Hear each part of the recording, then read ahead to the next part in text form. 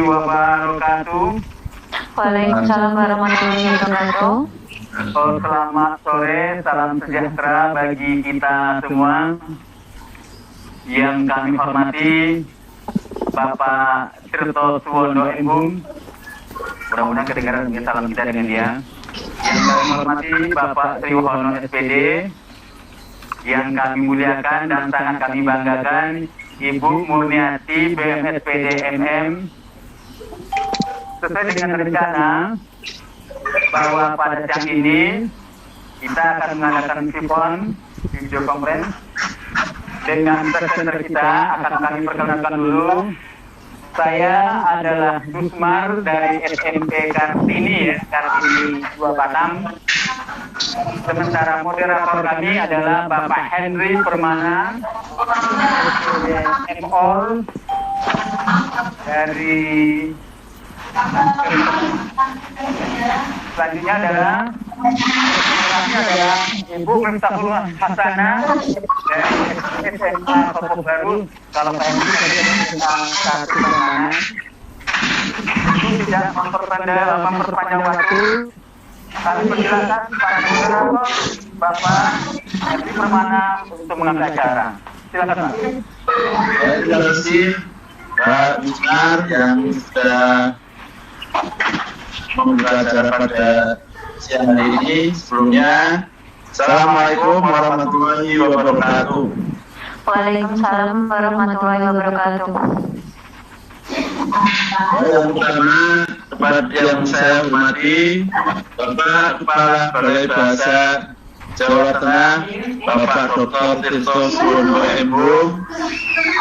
Yang saya hormati Ketua Umum BUMUN, Bapak Triwono SPD, tak lupa Ibu Murniati juga yang sangat kami kagumi, ya. Dan kepada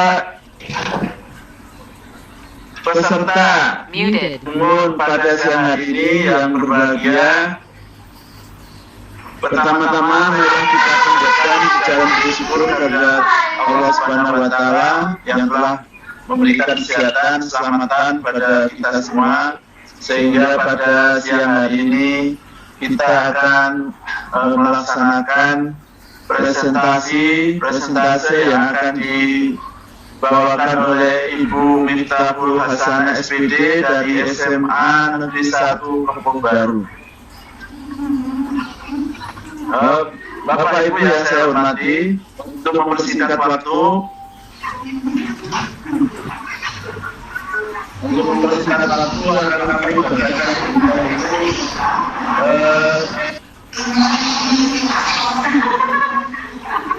kurikulum kita Ibu Miftahul Hasanah. Ibu Miftahul Hasanah yaitu lahir atau tempat tanggal lahirnya adalah di Blora pada tanggal 10 Maret 1996. Kemudian atau instansinya adalah di SMA Negeri 1 Kampung Baru Bojonegoro. Ibu Miftahul Hasanah menyelesaikan pendidikan S1-nya di Pendidikan Sejarah Universitas Negeri Malang. Demikian kurikulum kita Ibu Miftahul Hasanah. Untuk itu, waktu dan tempat kepada Ibu Miftahul Hasanah SPD, saya persilakan untuk mempresentasikan materi yang akan disampaikan pada video siang hari ini. Kami persilakan Bu Miftah. Terima kasih atas waktunya. Assalamualaikum warahmatullahi wabarakatuh. Waalaikumsalam warahmatullahi wabarakatuh.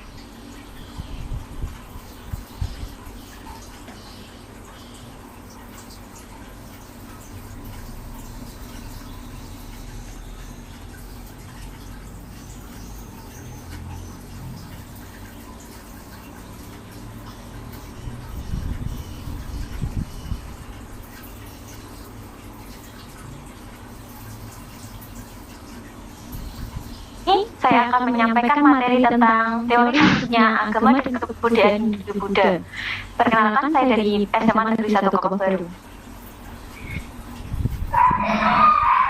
Nah, teori masuk dan agama kebudayaan Hindu-Buddha ini itu masuk dalam kompetensi dasar 3.5, yaitu menganalisis berbagai teori tentang proses masuknya agama dan kebudayaan Hindu-Buddha ke Indonesia.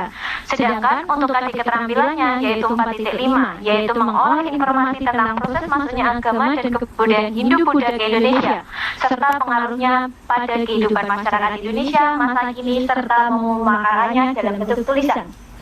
Nah, ini adalah tujuan pembelajaran dalam KDI tersebut, yaitu menganalisis tentang proses masuknya agama dan kebudayaan Hindu-Buddha ke Indonesia. Kemudian kita akan masuk ke dalam konten.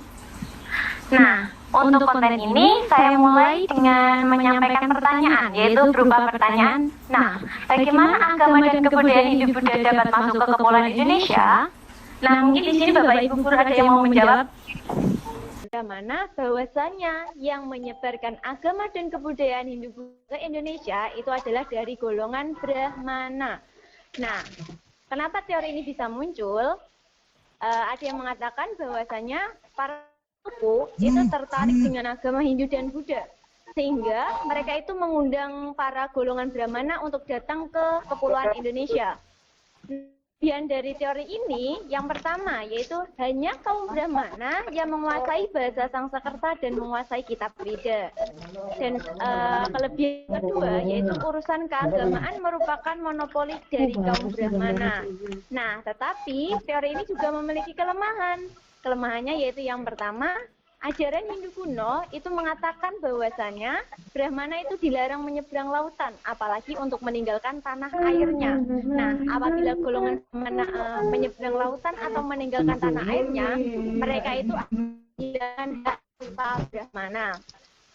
Nah, kelemahan yang kedua yaitu mempelajari bahasa Sanskerta itu sulit dilakukan oleh raja-raja di Indonesia. Nah, nanti juga bisa Bapak Ibu tanya jawab ketika menyampaikan kepada peserta didik. Nah, kemudian kita masuk ke dalam teori yang kedua, yaitu kesatria. Nah, pencetus dari teori ini diantaranya ada F.D.K. Bos, C.C. Burke, Mukherjee, dan J. L. Mond. Nah, isi teori dari teori kesatria yaitu mengatakan bahwasanya yang menyebarkan agama dan kebudayaan Hindu-Buddha ke Indonesia itu adalah dari golongan kasta kesatria atau prajurit. Nah, kelebihan dari teori ini yaitu kesatria katanya menikah dengan putri kepala suku. Itu disampaikan oleh tokoh yang bernama C.C. Burke. Kemudian yang kedua, para kesatria membangun koloni-koloni yang akhirnya berkembang menjadi kerajaan. Ini disampaikan oleh Mukherjee. Nah, tapi teori ini juga memiliki kelemahan. Yang pertama, kesatria itu tidak menguasai bahasa Sanskerta dan Palawa. Yang kedua, prasasti di Indonesia itu tidak ada yang menyebut bahwasanya Indonesia pernah menjadi taklukan dari India. Nah, kemudian kita ke teori yang ketiga.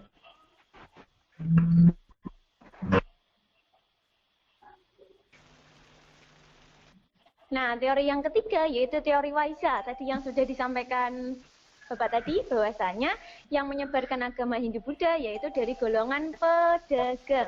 Nah, pencetus dari teori ini yaitu N.J. Krom. Nah, kelebihan teori ini itu adalah salah satunya sumber daya alam Indonesia itu sangat melimpah dan menarik daripada untuk berperang bersaksi di Indonesia. Nah, karena pada saat itu perdagangannya itu melalui jalur laut, sehingga mereka itu harus tergantung dengan angin, sehingga ketika mereka harus transit dulu di wilayah Indonesia. Jadi ketika transit, mereka juga saling berkomunikasi, berinteraksi dengan penduduk di kepulauan Indonesia. Nah, kelemahan dari teori ini yaitu Waisa itu juga tidak menguasai bahasa Sanskerta dan juga huruf Palawa. Nah, ada juga yang mengatakan motif para Waisa ini itu hanya sekedar berdagang. Dan yang ketiga, pedagang lebih banyak menetap di daerah pantai, sedangkan kerajaan ini sudah kebanyakan di Indonesia itu ada di daerah pedalaman. Nah, kita lanjut teori yang keempat, yaitu teori Sudra. Salah satu pencetus dari teori ini yaitu von Van Weber. Nah, inti teori dari teori Sudra itu mengatakan bahwasanya golongan Sudra itu adalah golongan yang menyebarkan agama Hindu-Buddha ke Indonesia.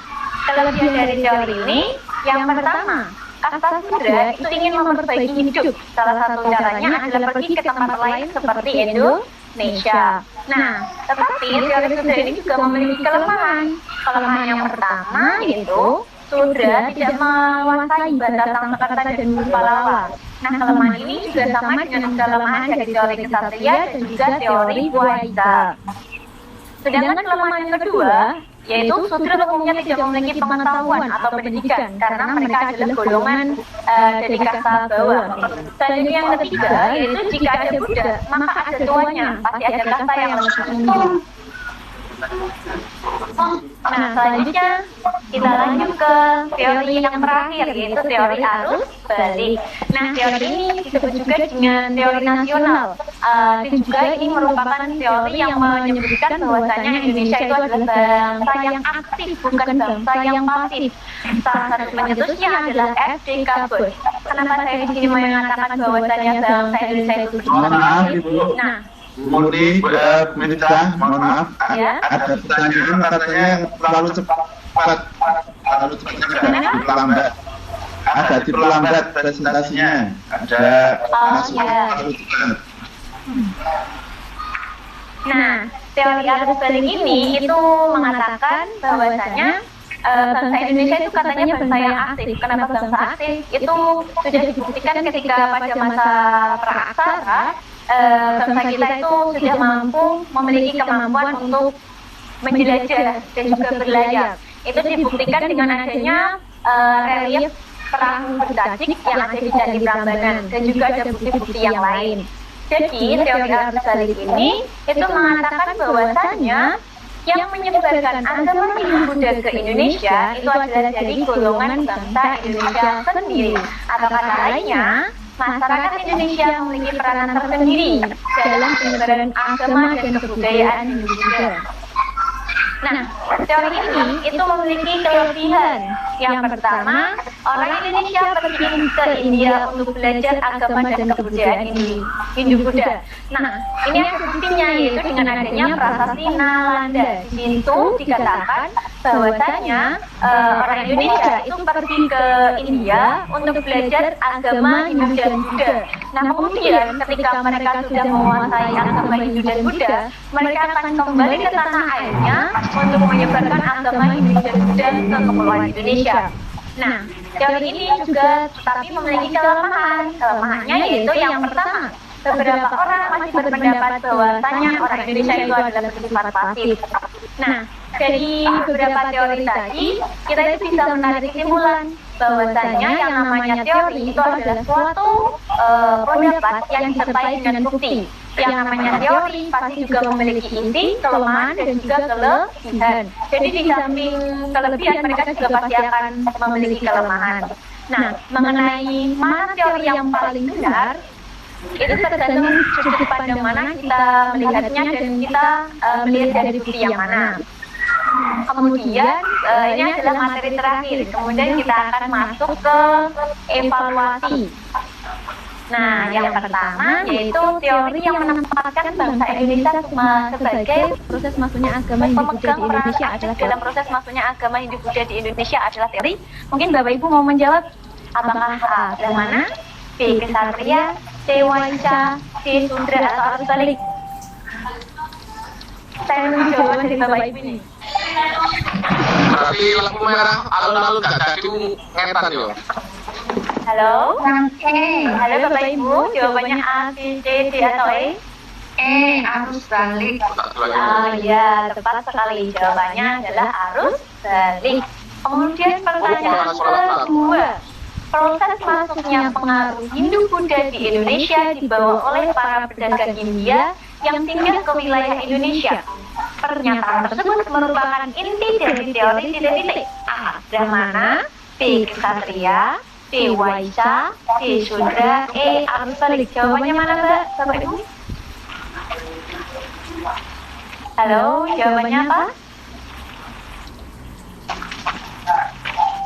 B. Jawabannya B. Kesatria. Nah, kalau kesatria itu masih kurang tepat karena kalau kesatria itu adalah golongan prajurit. Sedangkan pertanyaannya adalah dibawa oleh para pedagang. Kalau pedagang India jawabannya adalah Waisya. Nomor 3. Salah satu bukti yang menunjukkan peran aktif bangsa Indonesia dalam proses masuknya pengaruh agama Hindu Buddha di Indonesia adalah titik-titik. A. Cerita Pagi.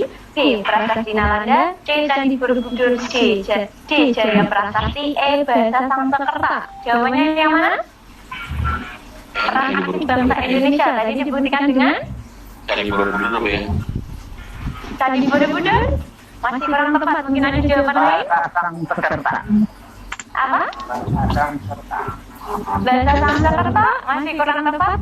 Bahasa Sanskerta itu adalah itu memperkuat dari teori Brahmana. Sedangkan di sini pertanyaannya yang memperkuat teori peran aktif bangsa Indonesia. Berarti yang memperkuat dari teori arus balik. Berarti buktinya adalah jawabannya apa? Mungkin bisa dicoba lagi. Ayo Bapak, jawabannya apa? Prasasti Nalanda. B, jawabannya benar B, yaitu Prasasti Nalanda. Kenapa Prasasti Nalanda? Tadi sudah saya ceritakan bahwasanya dalam Prasasti Nalanda itu diceritakan bahwasanya bangsa Indonesia itu telah belajar agama Hindu Buddha ke Kepulauan Sriwijaya dan juga Kepulauan India. Nah, ketika mereka sudah menguasai Hindu Buddha dari India, mereka akan kembali ke Kepulauan Indonesia untuk menyebarkan agama Hindu Buddha. Jadi jawabannya di sini adalah Prasasti Nalanda. Kemudian pertanyaan keempat. Setiap teori memiliki kekuatan dan juga kelemahan. Kekuatan teori Brahmana dalam proses masuknya agama Hindu Buddha ke Indonesia itu terlihat dari titik-titik. A. Prasasti Nalanda. B. Berkembangnya bahasa Sanskerta. C. Berkembangnya sistem kerajaan di Indonesia. D. Banyaknya bangunan candi yang memiliki seni arsitektur tinggi. E. Kemampuan raja-raja Nusantara untuk mempelajari kitab Weda. Jawabannya apa Bapak Ibu? Kalau saya D. Jawabannya C. Berkembangnya sistem C masih kurang tepat. Saya E. Jawabannya tepat karena di sini pertanyaannya kekuatan, berarti yang menjadi kelebihan. A. Masih kurang tepat. D. Apa? Jawabannya adalah B, yaitu berkembangnya bahasa Sanskerta. Nah, jadi kebanyakan prasasti di Indonesia itu menggunakan bahasa Sanskerta dan menggunakan huruf Pahlawan. Meskipun tidak semuanya ya Bapak Ibu. Nah, itu merupakan kelebihan dari teori Brahmana atau kekuatan dari teori Brahmana. Kenapa menjadi kekuatan atau kelebihan? Karena apa? Karena bahasa Sanskerta dan Pahlawan itu menjadi hak monopoli dari kaum Brahmana. Jadi hanya kaum Brahmana yang berhak menguasai bahasa kitab Weda, bahasa Sanskerta dan huruf Pahlawan. Kemudian kita masuk ke pertanyaan terakhir, yaitu proses masuknya pengaruh Hindu Buddha di Indonesia dibawa oleh para pedagang India yang singgah ke wilayah Indonesia. Pertanyaan tersebut merupakan inti dari teori A. Brahmana, B. Ksatria, C. Waisya, D. Kolonisasi, E. Arus balik. Jawabannya yang mana Bapak Ibu? A. Brahmana itu golongan pendeta. Ini pertanyaan dibawa oleh para pedagang. Kira-kira yang teori mana yang pedagang? Kolonis sama C. Jawabannya adalah C. Waisya. Kalau Brahmana itu pendeta, kalau Ksatria itu prajurit, kalau Waisya itu pedagang, kalau arus balik itu adalah dari Indonesia. Jadi jawabannya kalau pertanyaannya pedagang berarti pasti jawabannya adalah Waisya. Nah, kita masuk ke nilai akhir. Nilai akhirnya pasti 100 sampai semuanya benar semua. Saya Nah, itu adalah cuma saya ulang lagi. Nah, bagi anak-anak yang yang belum nilainya maksimal bisa mulai dari awal lagi. Nah, itu adalah evaluasi dari saya. Dan kita masuk ke menu developer. Nah, perkenalkan, nama saya adalah Miftahul Hasanah. unit kerja saya saat ini, yaitu di SMA Negeri 1 Kepok Baru. Kalau mau menghubungi silakan di nomor telepon saya yaitu 085642568736, atau bisa menghubungi juga lewat email yaitu miftahul@gmail.com. Nah, atau juga bisa menghubungi lewat Instagram yaitu dengan miftah_hasana. Nah, demikian itu tadi presentasi dari saya. Terima kasih atas pertanyaannya. Kemudian saya kembalikan waktunya pada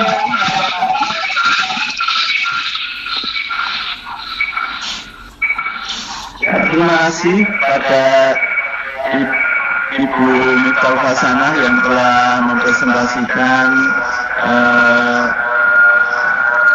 pada siang hari ini pada Bapak Ibu peserta diklat dari guru mengajar.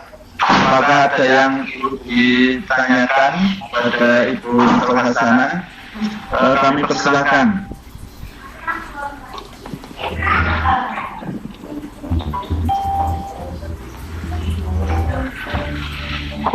Halo, Assalamualaikum. Salam. Ini ya Pak, kayaknya Dari siapa, Pak? dari Pak Pak. Pak Pucok Agus Saputra. Oh iya. Ya. Gimana Pak? Ya ini apa? Kebudayaan Indonesia dipengaruhi oleh kebudayaan lain. Jadi seolah-olah budaya Indonesia pada waktu itu belum sampai ke negara-negara lain gitu. Apakah memang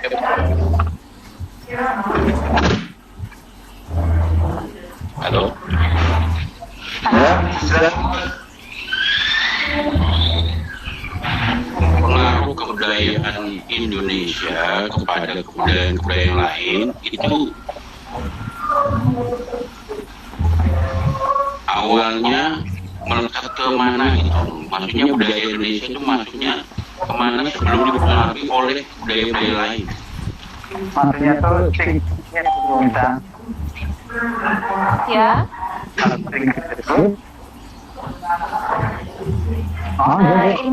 Langsung dijawab atau gimana nih Pak moderator?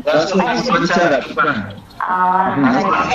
Terima kasih atas pertanyaannya. Tadi dengan Bapak siapa? Agus. Bapak Agus. Bapak Agus. Bapak Agus dari mana Pak? Agus Bapak Saputra dari mana? Dari Banyumas. Tanya tadi tentang kebudayaan Indonesia sebelum mendapat pengaruh dari kebudayaan dari luar gitu ya Pak? Iya, betul. Nah, kebudayaan Indonesia sebelum misalnya di sini pembahasan saya yaitu tentang kebudayaan masa Hindu-Buddha. Kebudayaan Indonesia sebelum masa ini itu sudah memiliki kebudayaan asli Indonesia. Nah, itu kita bisa melihatnya di materi sebelumnya yaitu pada masa sebelumnya, masa sebelum Hindu-Buddha yaitu pada masa pra-aksara. Nah, ketika di masa pra-aksara, Indonesia itu juga sudah memiliki kebudayaan yang bisa dibilang sudah tinggi, yaitu salah satunya yang merupakan kebudayaan asli itu adalah seperti kebudayaan bidang kesenian, terus teknik mengolah logam. Nah, teknik mengolah logam ini itu juga ada perbedaan ketika kita membahasnya di masa pra-aksara. Nah, ketika di dunia ada perunggu besi, tembaga, di Indonesia itu memiliki perbedaan yang khas. Mereka hanya mengenal perunggu dan besi, dan juga misalnya di bidang wayang dan yang lainnya. Terus juga sistem kepercayaan yang berupa animisme dan dinamisme itu merupakan kebudayaan asli Indonesia sebelum mendapat pengaruh dari kebudayaan Hindu-Buddha. Mungkin itu jawaban dari saya, mungkin ada ditambahkan nggak boleh dari peserta lain. Pemirsa, Iya. ini ada pertanyaan kita ya. Pemirsa, kita ya. Ini apa pendapat Ibu tentang sebuah buku juga hasil penelitian bahwa Majapahit merupakan kerajaan Islam. Nah, kalau misalkan tanya pendapat yang namanya pendapat itu berarti saya harus mendasarkan dari pendapat saya tentang sebuah buku bahwasanya Majapahit itu adalah kerajaan Islam. Nah, mengenai pendapat saya tentang pernyataan tersebut atau buku yang menyatakan tersebut itu kalau saya pribadi lebih condong memang Majapahit nanti dalam perkembangannya itu nanti juga memang benar bahwasanya Majapahit dalam perkembangannya nanti akan menjadi kerajaan Islam di Indonesia. Jadi pada masa kerajaan Majapahit memang dalam suatu kerajaan memang agama mayoritasnya itu adalah Hindu Buddha, tetapi pada saat itu tidak dipungkiri juga sudah ada masyarakat yang sudah memeluk agama Islam. Nah, nanti dalam perkembangannya muncullah kerajaan Demak, kalau nggak salah seperti itu. Nah, kerajaan Demak itu juga tidak bisa dilepaskan dari kerajaan Majapahit. Kenapa? Kerajaan Demak salah satu pendirinya yang bernama Raden Patah itu juga merupakan keturunan dari Brawijaya V atau raja dari kerajaan Majapahit. Jadi kerajaan Majapahit ini menunjukkan bahwasanya dia itu kerajaan yang cinta damai dan tidak membedakan agama apa. Itu dibuktikan dengan di kerajaan Majapahit bukti-bukti Hindu dan Buddha itu tersebar yang sangat banyak dan lewat persebarannya itu tidak terlalu jauh. Jadi itu menunjukkan toleransi yang tinggi dari kerajaan Majapahit bahwasanya itu kerajaan Majapahit sangat menghargai toleransi dan mereka tidak memandang agama. Nah, mereka itu sudah memiliki jiwa toleransi yang tinggi. Jadi kalau menyatakan bahwasanya Majapahit itu beragama Islam, saya masih kurang tepat, tapi saya setuju kalau di masa kerajaan Majapahit sudah banyak masyarakat yang memeluk agama Islam, gitu. Mungkin ada Bapak Ibu guru yang berbeda pendapat, saya juga tidak memaksa untuk harus sama pendapatnya dengan saya, gitu. Terima kasih Bu atas jawabannya. Moderator, saya ingin bertanya sebelum Mungkin ada yang lain yang juga yang bertanya. Assalamualaikum moderator. Saya mau Kalau bertanya. tidak, Yang pertama, kalau ada Ibu Miftah. Ya, mungkin Halo Ibu Miftah. Agama Hindu Buddha itu kan ada melalui kasta Brahmana, kasta Ksatria, Sudra dan Waisa. iya. Pertanyaan saya, kalau sudah berbicara dengan kasta Ksatria, tentu ada perperangan, ya, ada perperangan, ada penjajahan. Apakah ada nggak bukti yang mengatakan bahwa agama Hindu itu diserang, adanya perperangan atau penolakan dari orang-orang pribumi terhadap tentara-tentara dari India? Nah, sebelum menjawab saya buka dulu di materi tentang teori kesatria, nggih, Pak. Saudara. mohon maaf Bu Mika belum menjawab. Iya, Pak. Ya, cuman itu yang moodnya yang kira-kira tidak dimatikan Pak. Suaranya nggak begitu jelas. Ya, mohon maaf. Yes. Maaf Ibu, karena ada yang ingin bertanya, kami tidak mungkin akan move satu persatu, karena ada yang sudah saya move di lagi dengan dia. Mohon maaf, jika bicara tolong di mute dulu untuk kelancaran acara kita. Ya. Mungkin Ya silakan Bu Mika dijawab. Oh iya, Pak. Nah, sebelum menjawab, saya buka materi tentang teori kesatria.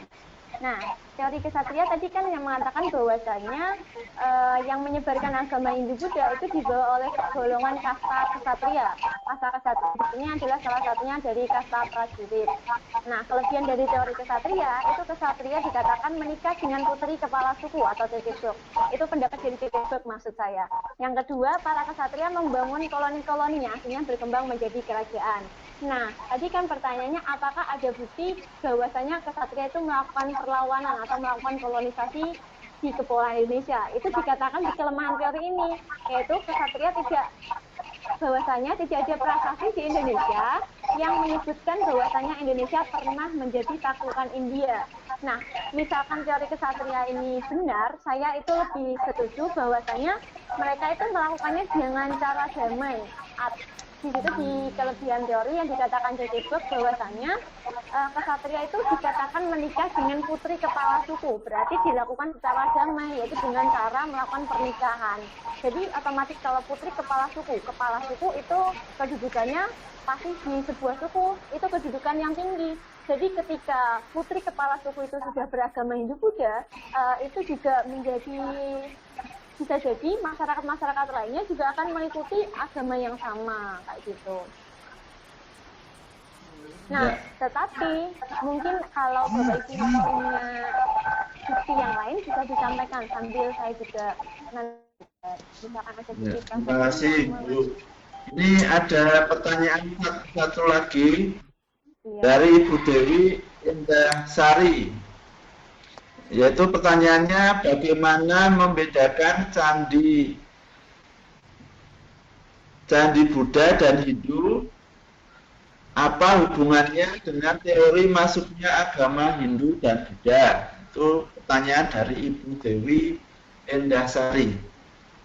Nah, kalau pertanyaan mengenai apa perbedaan candi Hindu dengan candi Buddha, kita bisa mengambil contoh, sebenarnya materi itu sangat banyak. Kita bisa mengambil contoh yang candi yang beragama Hindu, salah satunya itu Candi Prambanan. Sedangkan untuk yang agama Buddha, kita bisa melihatnya dari Borobudur. Nah, dari misalnya kita membayangkan bentuk candinya, itu kita bisa melihat kira-kira apa perbedaannya. Nah, kalau yang Candi Prambanan biasanya bentuknya itu ramping seperti Candi Prambanan. Sedangkan kalau Borobudur itu bentuknya lebih ke melebar. Nah, selain itu kita juga melihat kalau misalnya dari Buddha, itu mereka pasti memiliki, kita juga bisa, sebenarnya ada ciri-ciri yang lain yang banyak tentang perbedaan candi Hindu dan Buddha. Tetapi kalau perbedaan candi dan Buddha sebenarnya tidak dibahas di materi kasih ini, tapi di materi nanti di peninggalan-peninggalan kerajaan Hindu Buddhanya. Nah, tetapi kalau pertanyaannya apa hubungannya candi dengan teori? Nah, yang namanya candi sama-sama Hindu Buddha pasti ada hubungannya. Nah, candi itu bisa salah satu bukti dari Hindu Buddha. Jadi pastinya bukti itu menjadi pendukung dari sebuah teori. Biasanya kayak gitu. Ya, terima kasih Ibu Mita yang sudah menjawab beberapa pertanyaan. Kira-kira waktunya masih atau sudah ini? Kalau tidak ada, mungkin cukupkan sekian untuk presentasi pada siang hari ini. Sebelum saya kembalikan ke host, saya ucapkan terima kasih kepada Ibu Miftahul Hasanah yang sudah mempresentasikan materi pada siang hari ini. Mudah-mudahan menambah pengetahuan kita tentang ilmu sejarah di Indonesia. Mungkin demikian dari saya selaku moderator. Apabila dalam memandu presentasi pada siang hari ini saya mohon maaf yang besar-besarnya. Untuk itu saya kembalikan ke host pada Kak Bisma. Terima kasih. Baik, terima kasih Bapak Ibu yang sudah hadir di acara kita ini. Aplaus dulu untuk Ibu Miftahul Hasanah yang sudah menjawab pertanyaan yang begitu bagus. Mudah-mudahan merangsang kita atau kelompok-kelompok lain, anggota lain untuk meningkatkan kompetensi lagi. Terima kasih juga kami ucapkan kepada Bu Sri Murniati BM MPD yang sudah membimbing kami. Sekian saja Bapak Ibu. Mudah-mudahan acara selanjutnya sukses. Wassalamualaikum warahmatullahi wabarakatuh. Waalaikumsalam.